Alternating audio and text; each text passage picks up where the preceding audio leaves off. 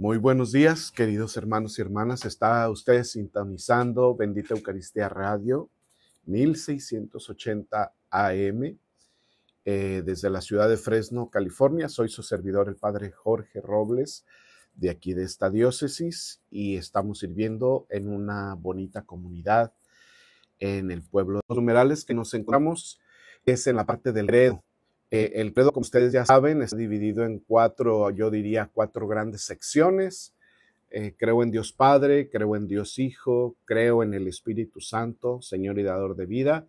Creo en la Iglesia, que es una santa, católica y apostólica. Pues estamos en esa última parte de lo que es la profesión de nuestra fe, del credo, también llamado símbolo o símbolo de los apóstoles, el que nosotros profesamos. Y ahorita estamos ya en la parte del numeral 781, la Iglesia, pueblo de Dios, cuerpo de Cristo, templo del Espíritu Santo. Y en esta mañana vamos a hablar acerca de la Iglesia como pueblo de Dios. La Iglesia, hablando de todos los que conformamos esta institución que Jesucristo fundó en los apóstoles. No lo fundó en la religión judía, sino en los apóstoles, con toda una tradición judía. Pero le vino a dar sentido a esa tradición judía, a esas costumbres, a la cultura y por supuesto que a la religión, a los mandamientos, le vino a dar sentido, le vino a dar plenitud. Y pues bajo las circunstancias en las que se encontraba el Señor, fundó su iglesia en los apóstoles, en aquellos que Él escogió.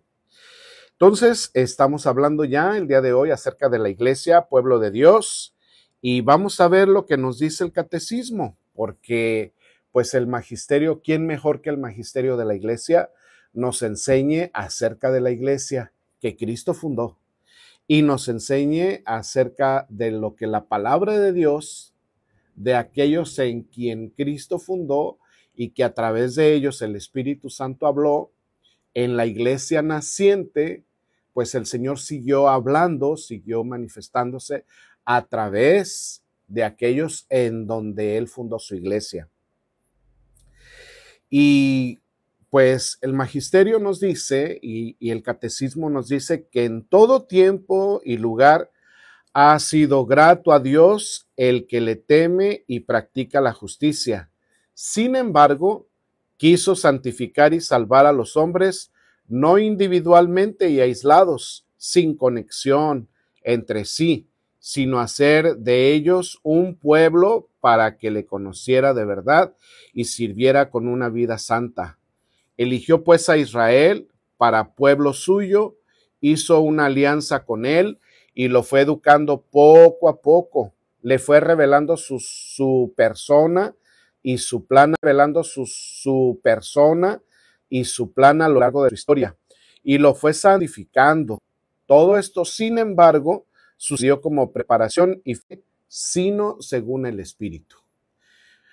De allí la importancia de que nos congreguemos. Miren, hay personas que dicen, y ya lo he mencionado y lo sigo mencionando, hay personas que dicen, pues yo no necesito ir a la iglesia. Es más, ni siquiera se necesita una iglesia. Eso de la religión, eso no sirve, eso no es de Dios. Dios no quiere religión, Dios quiere obediencia, Dios quiere fe. ¿Pero fe en qué? ¿En quién? ¿Cómo voy a seguir? ¿Cómo voy a manifestar mi fe? Si el Señor estableció unos mandamientos, fue para conducir a un pueblo. Y la ley tiene su verdadero sentido en la persona de Jesús, quien fundó una iglesia, una institución, para que nos enseñara. Porque hay gente que dice que no necesita de la institución. Hay gente que dice, yo no necesito una religión. Yo en mi casa rezo. Yo en mi casa me comunico con Dios, pero ¿y de qué manera voy a vivir mi vida cristiana? ¿De qué manera voy a manifestar a Dios que le amo? Pues San Pablo mismo lo dice en la carta a los Romanos, en el capítulo 10, versículos creo que son del 8 al 10. No todo el que dice Señor, Señor entrará al reino de los cielos. No todo el que diga, pues yo creo en Dios, yo tengo fe, yo nomás en mi casa, yo no necesito ninguna institución, yo rezo en mi casa. Está bien que rece en su casa, pero es bien importante que aprendamos de las enseñanzas del Señor. Y resulta que las enseñanzas del Señor en su plenitud, en su verdad plena, nos las enseña esta institución a la que le llamamos Iglesia Católica, que tiene la plenitud de la verdad y que nos enseña lo que Cristo nos enseñó.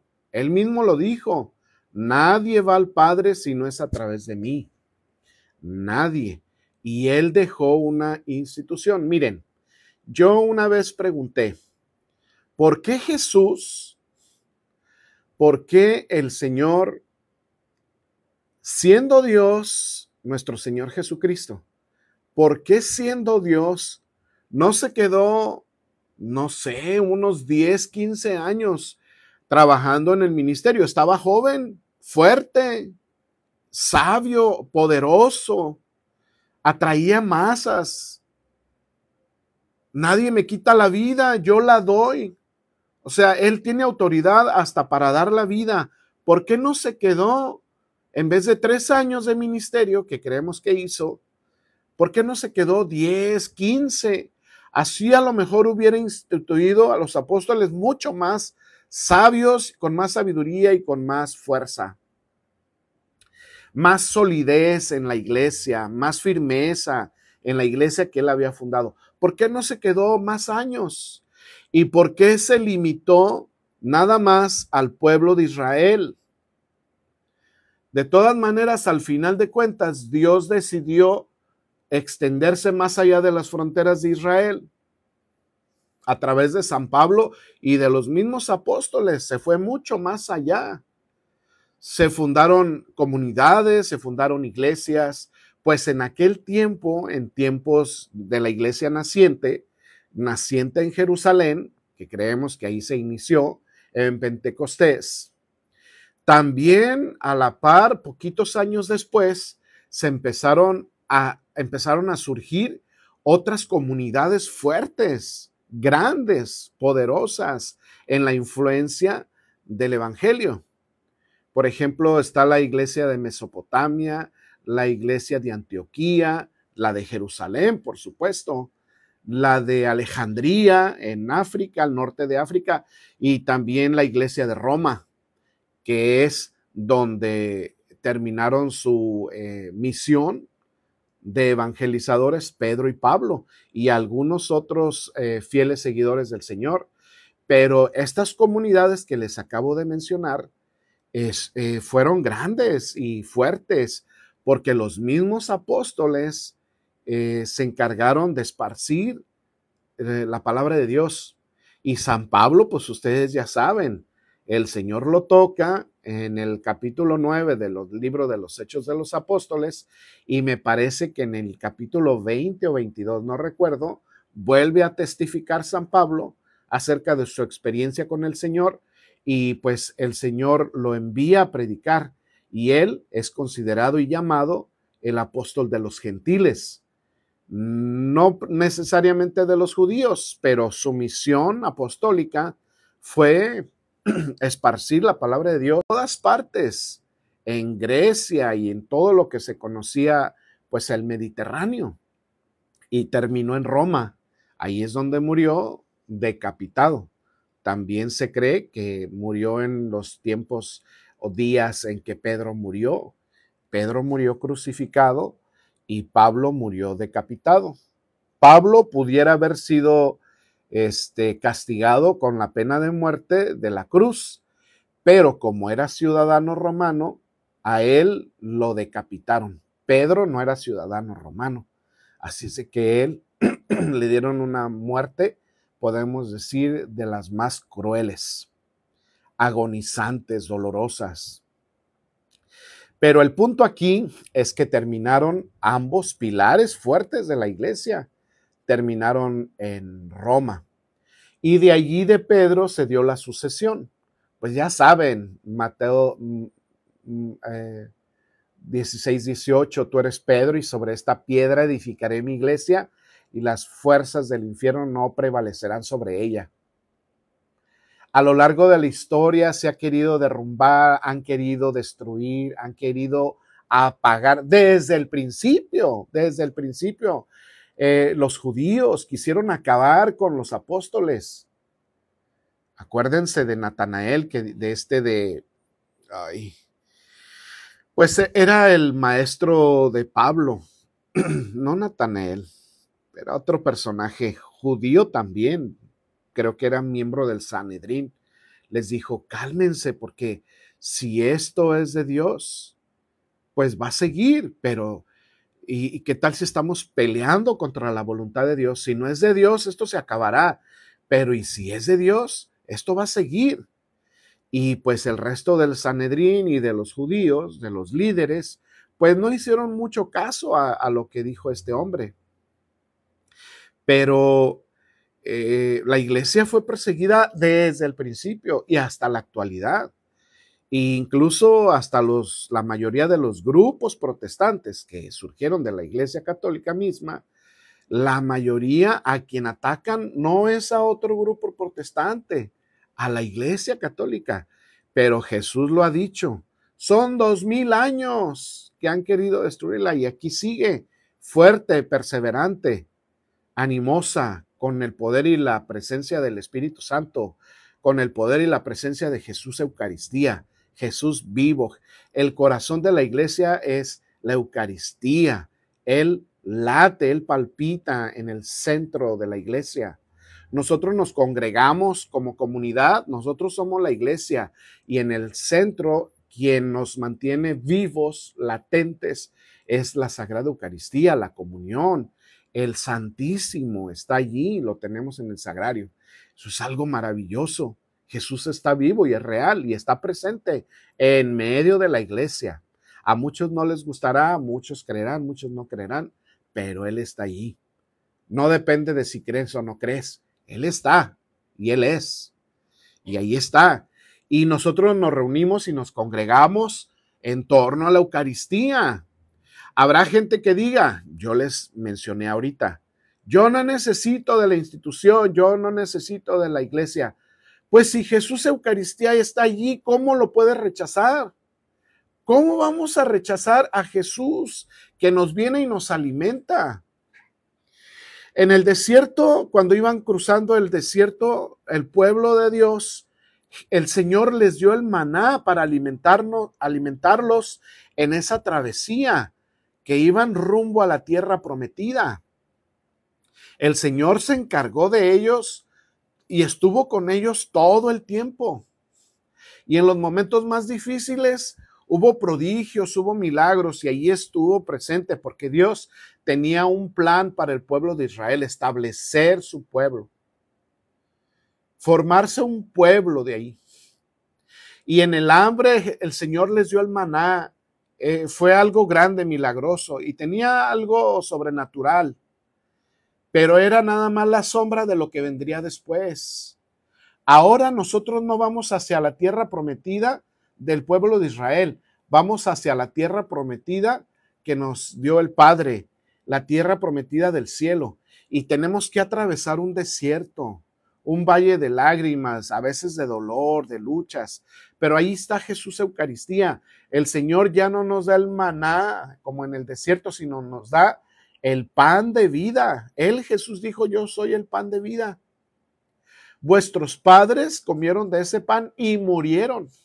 El que coma de este pan vivirá para siempre, lo dice el evangelista San Juan en el capítulo 6. Lea todo el capítulo 6, es una cosa hermosa.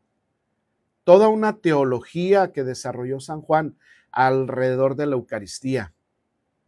Y nosotros cuando nos reunimos en torno a Jesús Eucaristía, real, vivo, presente. Aquellos que dicen, yo nada más rezo en mi casa, pues te estás perdiendo del pan de vida. te estás perdiendo de la Eucaristía. Yo me voy a ir a tal iglesia porque allá se siente bonito. Pues te estás perdiendo de la Eucaristía. Estás dejando al tesoro de tesoros por sentir bonito. Y no fue una promesa del Señor que fueras a sentir bonito en la iglesia. El que quiera venir en pos de mí, que se niegue a sí mismo, tome su cruz de cada día y sígame. Tome su cruz. No le dijo, el que quiera seguirme, agárrese porque va a sentir bien bonito. ¿O no? Y lo que hacemos nosotros en torno a la mesa del altar es precisamente recordar el sacrificio de Cristo. No es un show, no es algo para entretenerte. Es que nuestra fe debe crecer y saber a qué vamos. Vamos a un sacrificio. Vamos a unirnos al que se sacrificó por nosotros. Vamos a entregarnos al Padre en acción de gracias a través de un sacrificio, en un sacrificio doliente de sangre.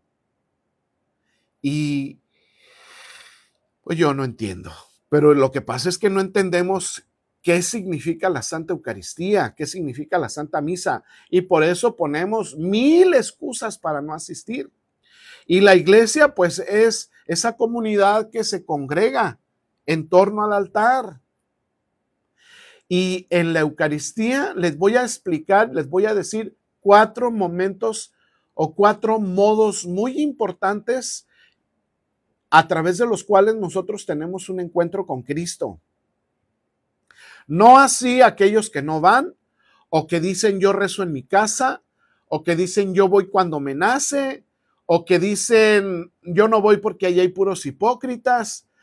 Es que cuando nosotros vamos a lo que vamos, no vamos a ver quién dice y quién hace, y quién va vestido cómo, y quién juzga y quién no.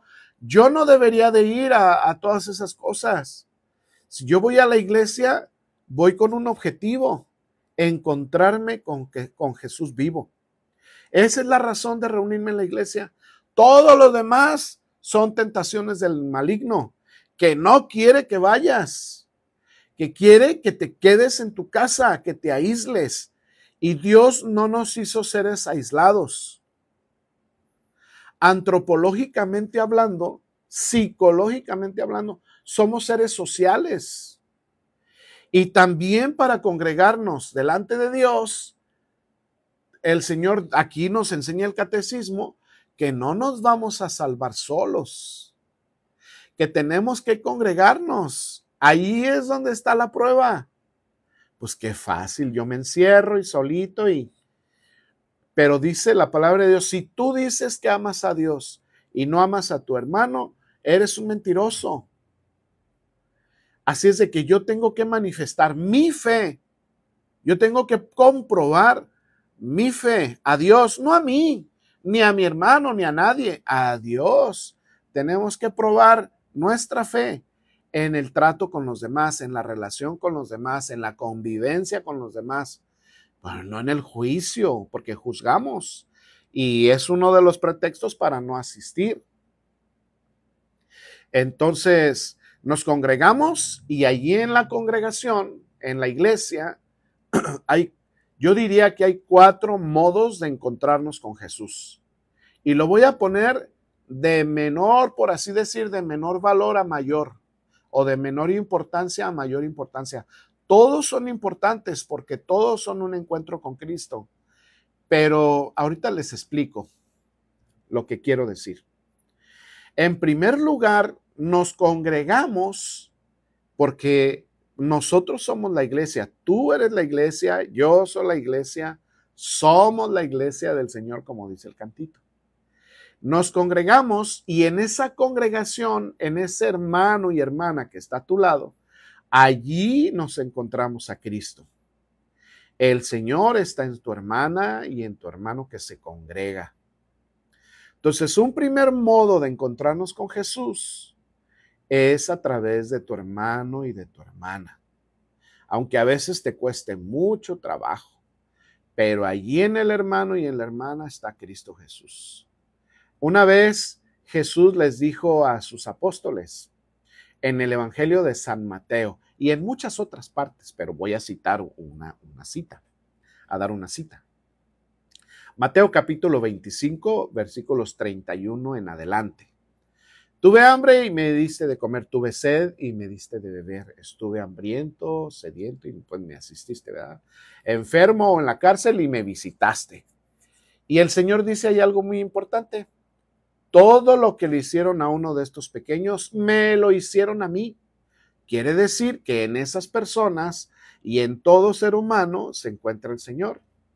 También cuando se acuerdan en el capítulo 9 del libro de los Hechos de los Apóstoles, Jesús se encuentra, pues se manifiesta a San Pablo. Tiene un encuentro personal con Cristo, San Pablo. Pablo, ¿por qué me persigues? ¿Acaso Pablo estaba siguiendo a Jesús? No, estaba siguiendo a la iglesia, a los que se congregaban, a los que profesaban la fe cristiana. Y Jesús le dice, Pablo, ¿por qué me persigues? ¿Quién eres tú, Señor? Soy Jesús. Así es de que en todas esas personas se encuentra el Señor. Y Él lo dice. Hay otras citas más, pero no me quiero alargar. Lo que sí quiero hacer entender en esta parte es que la iglesia somos todos nosotros y nos congregamos. Y a través de los que se congregan, tenemos una posibilidad de encontrarnos con el Señor. Por eso es bien importante que nos congreguemos, no aislarme en mi casa, yo aquí rezo solo, yo voy cuando me nazca. Pues si es que usted quiere tener un encuentro con el Señor, la iglesia le ofrece muchos momentos y hay que aprovechar. Y algunos momentos son motivo de salvación. Es bien importante. Entonces, ese es uno. El segundo es a través del sacerdote, porque el sacerdote está actuando en la persona de Cristo, que es la cabeza. Entonces, el sacerdote, si ustedes leen la carta a los Hebreos, el sacerdote es representante de Cristo que hace el momento de ofrenda y se ofrece, el intermediario entre Dios y el pueblo. Y es bien importante que el mismo Señor Jesús que instituyó la Eucaristía y el sacerdocio en la última cena, es bien importante que descubramos a Jesús que fracciona el pan y que lo reparte. Es Jesús actuando en la persona, en mi persona humana, yo como sacerdote, frágil, débil y pecador. Sí, es cierto. Porque luego dicen, pues, ¿por qué tengo que confesarme? ¿Por qué tengo que ir con un pecador? Es cierto, no se los niego, es muy cierto, pero el Señor así lo instituyó. ¿Y qué yo voy a hacer contra los designios y deseos y la voluntad de Dios? Pues así lo diseñó y nos ha llamado y en medio de la fragilidad y de la debilidad actúa Él, pero es Él. Y es Él el que nos da la Eucaristía, es Él el que a través del sacerdocio, yo soy una extensión del sacerdocio ministerial de Cristo. Oramos por la acción del Espíritu Santo, se transforma en el pan y en el vino y en el cuerpo y la sangre del Señor. Es Él que nos alimenta y es a través del sacerdote que allí está Cristo Jesús. Aunque a usted le cueste trabajo verlo, aunque a veces nosotros por nuestros malos actos y mal testimonio, a veces ofendemos, lastimamos, somos impacientes, etcétera, etcétera. Aunque le cueste trabajo, como también le pueda costar trabajo en su hermana y en su hermano, allí está Jesús. Entonces, en el sacerdote, allí está actuando el sacerdocio de Cristo. Es el que ofrece el sacrificio y es el mismo sacerdote, Cristo Jesús, y se ofrece a sí mismo en sacrificio. El tercer modo de encontrarse en esta congregación, por eso es bien importante que nos congreguemos. El tercer modo Y muy importante también es a través de la proclamación de la palabra de Dios. Cuando el laico y el sacerdote suben al ambón, no se lee la palabra, se proclama, y es Cristo mismo que fluye a través de la palabra proclamada y nos llega a nuestro oído palabra de Dios. Jesús es la palabra de Dios. El Evangelio de San Juan, capítulo 1, versículo 14, dice: la palabra se hizo carne y habitó entre nosotros. Y esa palabra es Jesús. Y es Jesús, la palabra de Dios, el verbo. En el principio era la palabra, dice Génesis, San Juan capítulo 1, versículo 1. En el principio era la palabra y la palabra era Dios y la palabra estaba con Dios y la palabra se hizo carne. Pues esa palabra se proclama y nosotros la recibimos. Hay gente que puede estar en las nubes, puede estar pensando en no sé qué. Pues nos puede pasar, nos llega a pasar. Pero es Jesús a Jesús al que se proclama, y es a Jesús en la palabra y a través de la palabra que lo recibimos. Los discípulos de Maús, capítulo 22 por ahí,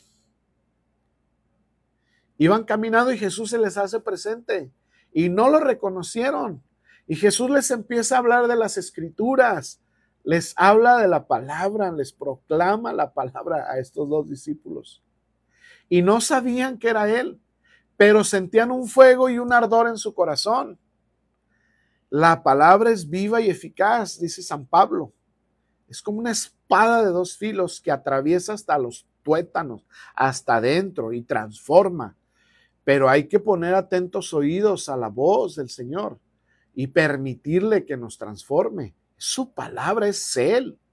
Y cuando lo recibimos con fe y devoción y deseo grande de que haga su obra en nuestras vidas, pues lo va a hacer.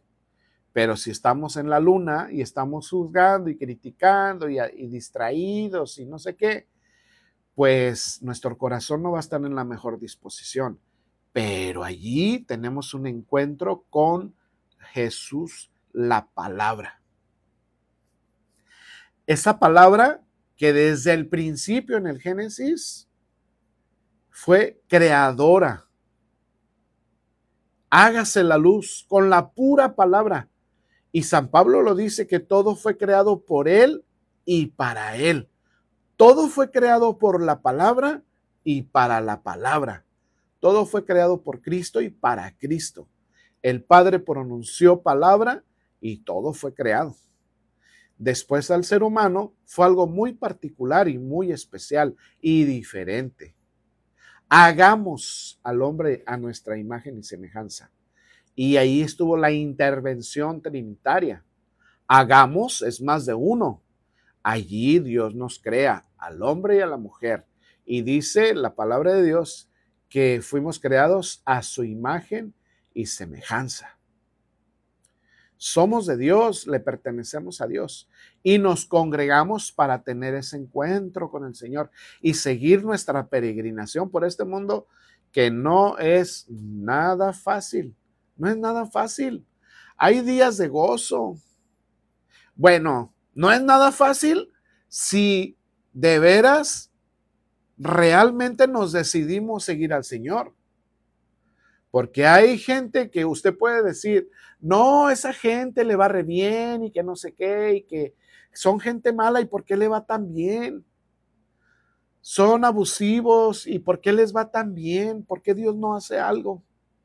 Bueno, el que dice la palabra de Dios, el que quiera salvar su vida, pues tiene que, como el grano de mostaza, si el grano de trigo no muere, no va a dar vida, no va a surgir el fermento, no va a haber. Tenemos que morir para vivir. Pero hay gente que vive en esta vida como si aquí fuera a ser eterno y no siguiendo los mandatos del Señor y no tomando su cruz de cada día, sin ser humildes, sin ser amables, sin ser generosos. Pues aquí se la puede pachangar muy bien, pero agárrese al ratito. Y lo malo de todo es que esta vida es temporal.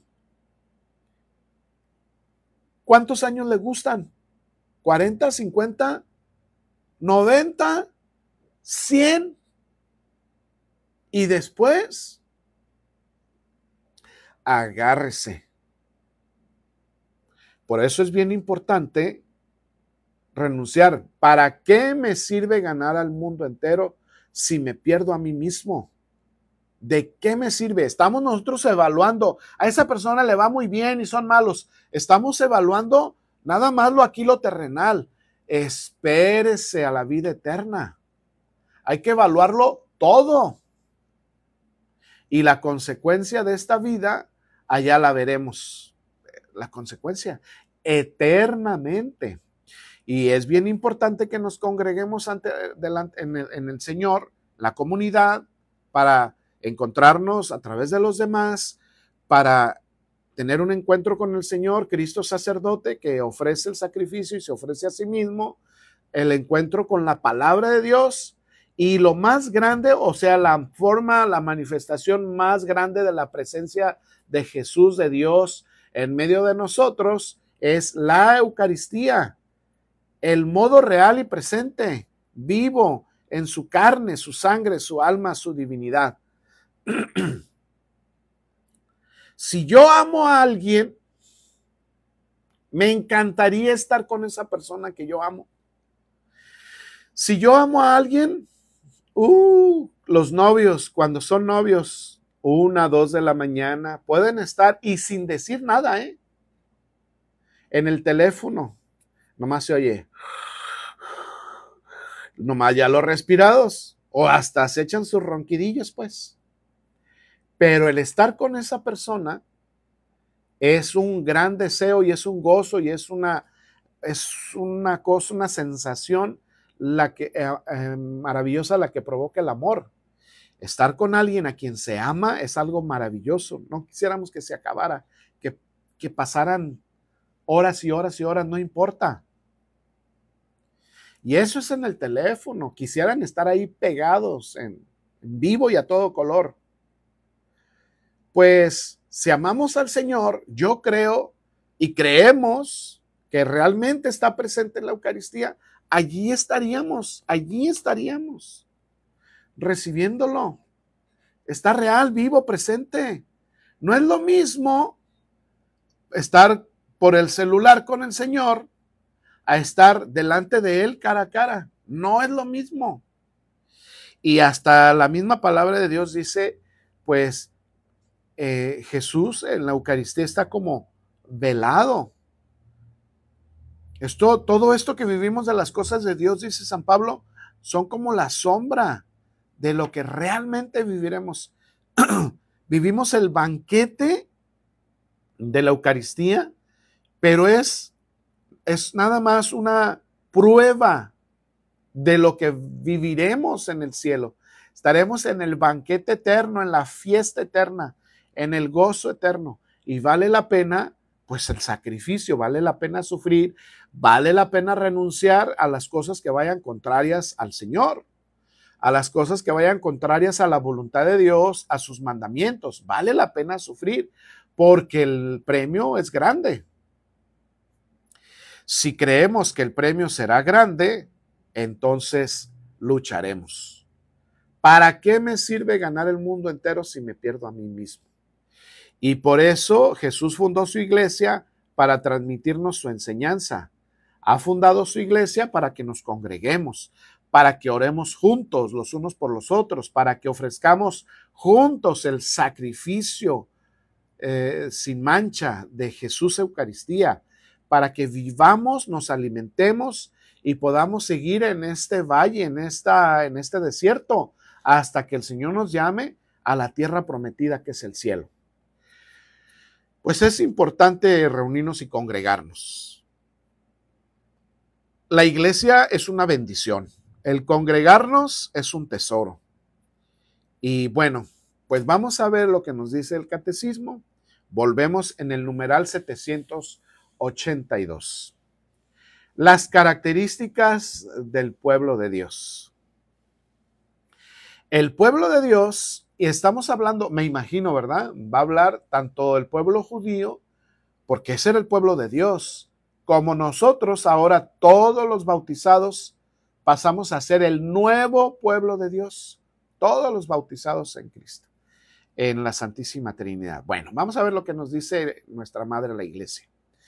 Numeral 782. El pueblo de Dios tiene características que le distinguen claramente de todos los grupos religiosos, étnicos, políticos o culturales de la historia. Entonces, ¿qué nos caracteriza? ¿Qué nos distingue de los demás grupos? ¿Qué me distingue a mí como pueblo de Dios, Iglesia Católica, de un musulmán? ¿Qué me distingue a mí de un hindú, de uno que practica la religión hindú? O incluso hasta del mismo pueblo judío, vamos a ver. El pueblo de Dios, es el pueblo de Dios. Dios no pertenece en propiedad a ningún pueblo.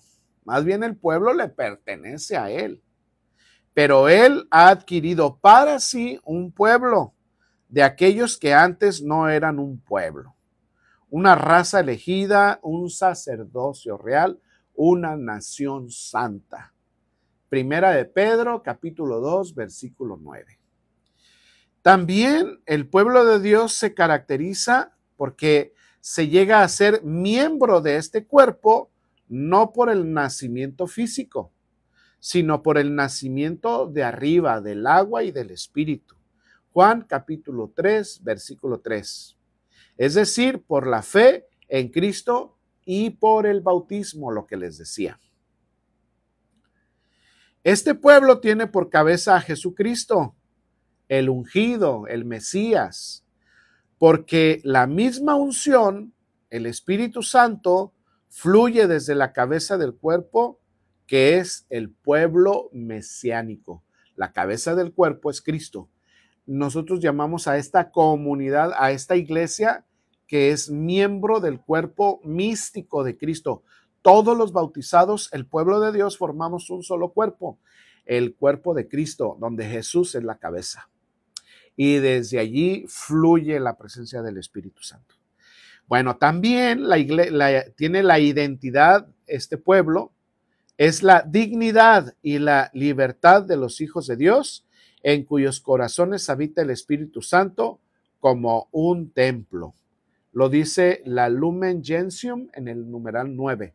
Pero también lo dice San Pablo en la primera carta a los Corintios, capítulo 3, versículo 16, que nosotros somos templos del Espíritu Santo.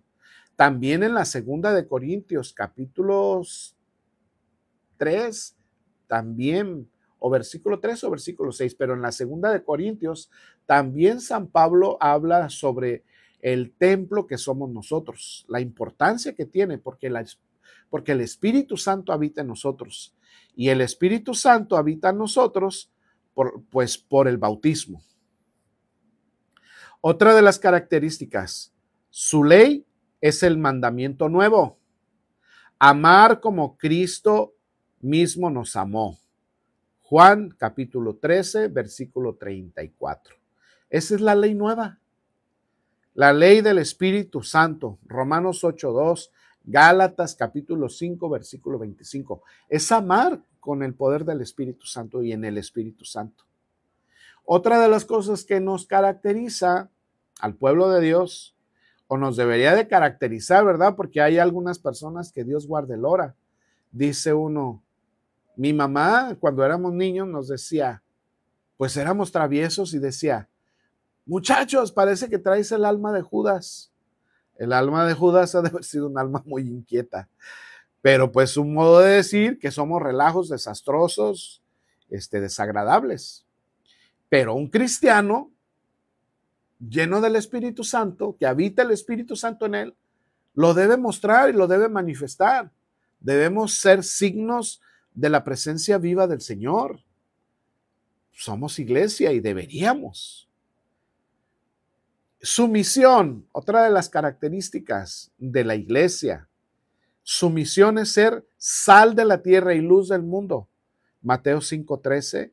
Y es un germen muy seguro de la unidad, de la esperanza y de la salvación para todo el género humano. Pues debemos ser sal de la tierra, luz del mundo.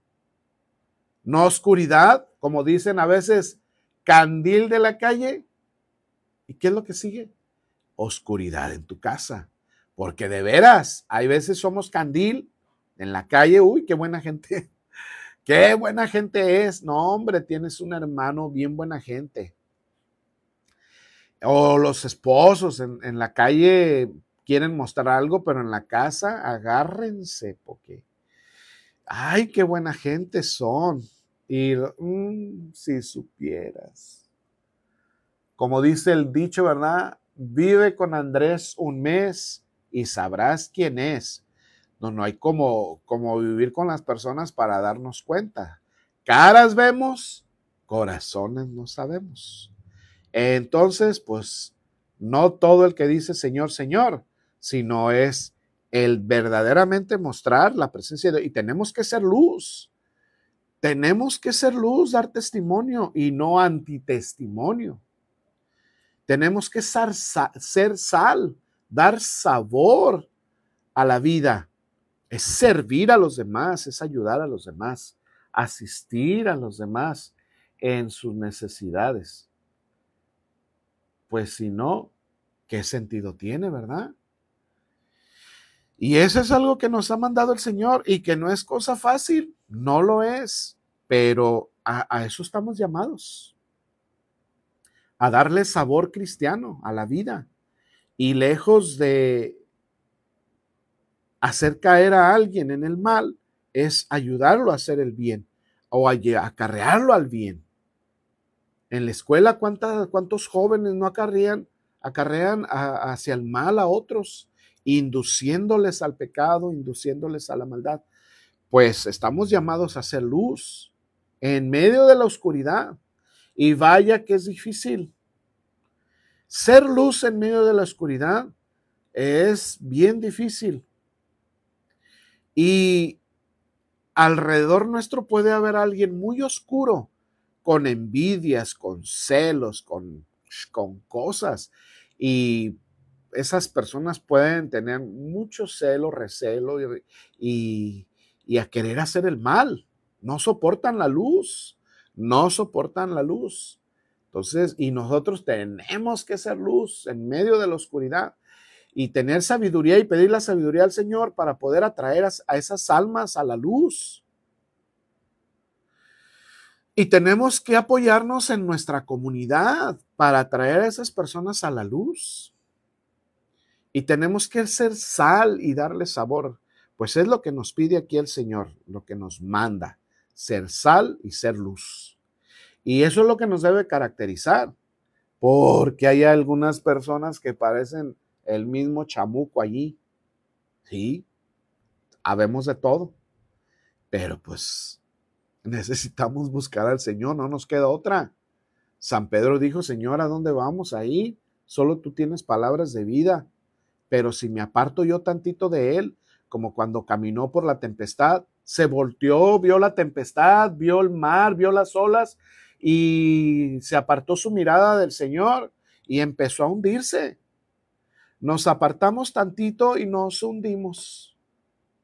Dejamos de leer la palabra de Dios, dejamos de orar, dejamos de asistir a la Santa Misa, dejamos de tener este contacto y estos modos que el Señor, maravillosos y poderosos que el Señor nos ha dado, dejamos de confesarnos, dejamos todas esas cosas, nos vamos a hundir. Necesitamos del Señor. Hay que ser sal de la tierra y luz del mundo.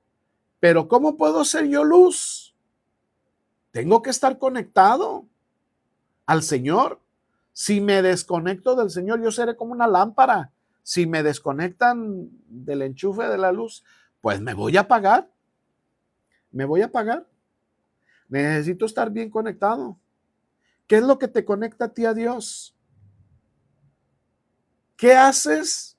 Haces oración, lees la palabra, asistes a alguna actividad, algún ministerio dentro de la iglesia, alguna comunidad, participas de algo. de la liturgia, comulgas, te confiesas. ¿Qué haces para mantenerte conectado al Señor? Hay que pensarle, ¿verdad? Y por último, una de las características que nos propone aquí es su destino es el reino de Dios. Otra de las características de la iglesia es que nuestro destino es el reino de Dios, que Él mismo comenzó en este mundo, que ha de ser extendido hasta que Él mismo lo lleve también a su perfección. Dice aquí la Lumen Gentium en el numeral 9. Dice San Marcos en el primer capítulo, el reino de Dios ya está entre ustedes. ¿Cuál es ese reino de Dios? El reino de Dios es la presencia de Cristo y todas sus manifestaciones, su amor y su presencia. Manifestado el reino de Dios en su misericordia, en su poder sanador, liberador, tanto prodigio que hizo el Señor. El reino de Dios ya está entre ustedes. Si aceptamos al Señor como nuestro Señor de nuestras vidas, aceptaremos participar del reino de Dios, donde Él es el Rey. Permitirle que Él reine y que Él gobierne. En el matrimonio, en mi sacerdocio, en nuestras relaciones con los demás, en nuestro modo de hablar, de pensar, de sentir, nuestros planes, nuestros proyectos. Él tiene que reinar. Si yo le permito, en todas las áreas de mi vida, fíjense, hay áreas en la vida, nuestras vidas, en que no le permitimos reinar. O no sabemos, o no podemos, o no queremos que Él reine. Hay personas que son muy buenas gentes, que tienen muchas cualidades, muchas virtudes, y luego dicen, pues yo estoy planificando, y ahí sí no le permito al Señor, porque yo lo estoy haciendo a mi modo. Entonces, esa área de la vida sexual, a lo mejor el Señor no está reinando, allí sí no le estoy permitiendo. Y pues tenemos que luchar por la perfección en todas las áreas de nuestra vida, en todo nuestro ser, para que Él sea verdaderamente el Rey. Y así nosotros manifestemos esa cualidad ya desde esta vida. Dice aquí que el destino es el reino de Dios, pero se puede vivir ya desde aquí en la tierra, en la batalla y en la lucha, pero dejando que el Señor gobierne y reine en todas las áreas de mi vida. Y pues hay que pedirle a Él y hay que alimentarnos de Él y hay que buscarlo a Él, porque si no, ¿cómo? Aprendan de mí que soy manso y humilde de corazón, dice el Señor. Nada, de nadie más que de Él y de nuestra Madre Santísima, que es la llena de gracia, la llena de virtudes y de cualidades maravillosas. Hay que aprender y darnos unas buenas raspadas en la comunidad unos con otros y perdonarnos y seguir en la lucha y apoyándonos, ayudando a otros siendo luz para los demás. Pues hasta aquí yo creo que vamos a dejar. Próximamente hablaremos de un pueblo sacerdotal, profético y real. Cuando somos bautizados, recibimos esta cualidad de ser sacerdotes, profetas y reyes. Y lo vamos a ver en la próxima sección. Pues muchas gracias por compartir este espacio, estos momentos. Estamos aquí en Bendita Eucaristía Radio. Yo soy su servidor, el Padre Jorge Robles, y les quiero dar mi bendición. Que Dios Todopoderoso se derrame y les bendiga. En el nombre del Padre, del Hijo y del Espíritu Santo. Nos vemos en la próxima. Bendiciones.